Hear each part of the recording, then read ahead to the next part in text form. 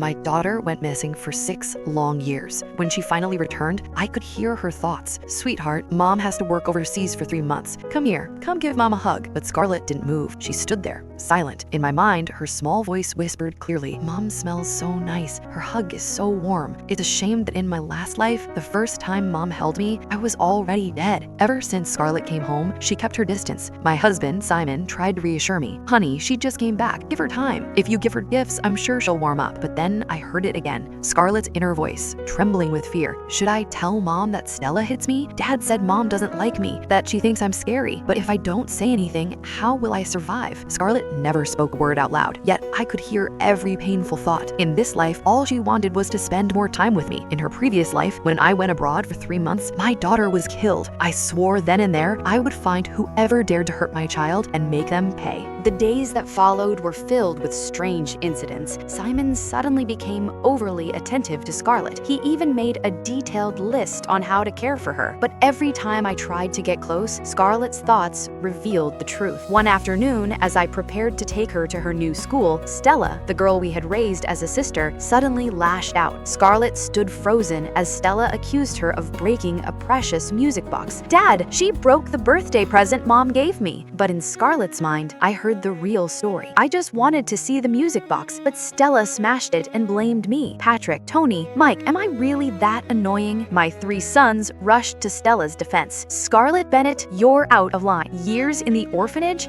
and now you play the victim? Scarlet's silent cry broke my heart. I have to apologize first, otherwise Mom won't like me either. In my last life, every time I suffered, Dad and my brothers only believed Stella. They called me a liar who liked to play victim.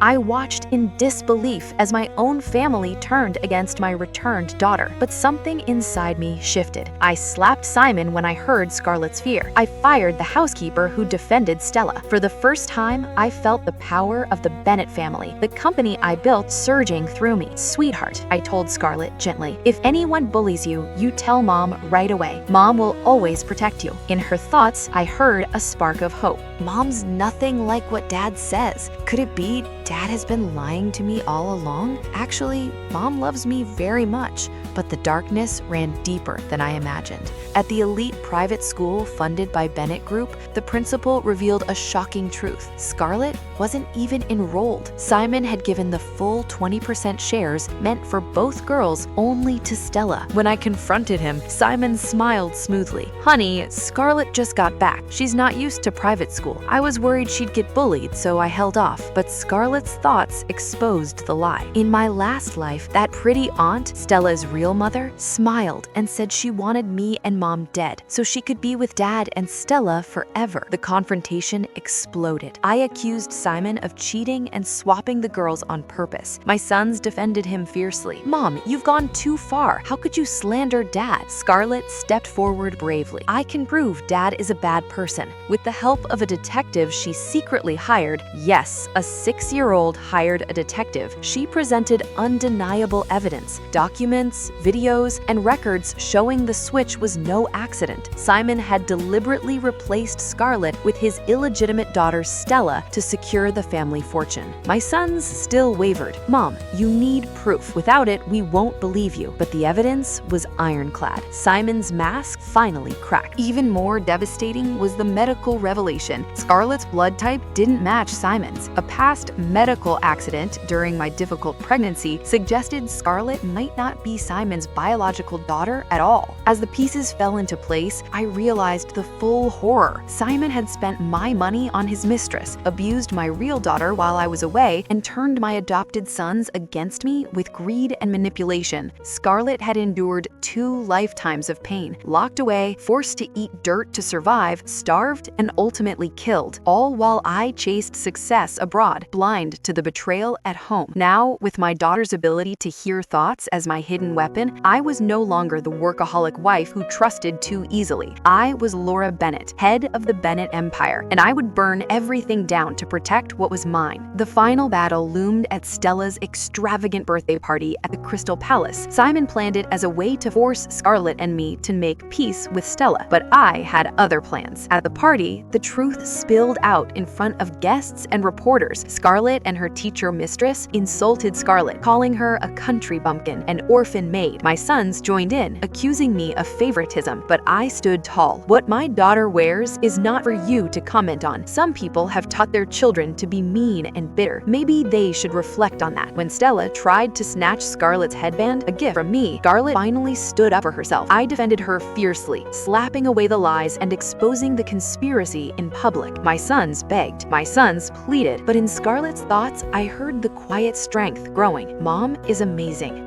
As the party descended into chaos, I made a silent vow. Simon's supporters in the company, the greedy sons, the scheming mistress, none of them would escape justice. And somewhere in the shadows of that revelation, a new possibility emerged. Scarlet's true biological father might be a powerful man, perhaps even a billionaire CEO whose own life had been manipulated by the same medical accident. This is only the beginning. A mother who can hear her daughter's unspoken pain, a child who has lived and died once before, a family built on lies, now facing the fire of truth. I will not let history repeat itself. For 2 lifetimes, my daughter suffered in silence. In this life, I will be her voice. I will be her shield, and together we will reclaim everything that was stolen from us.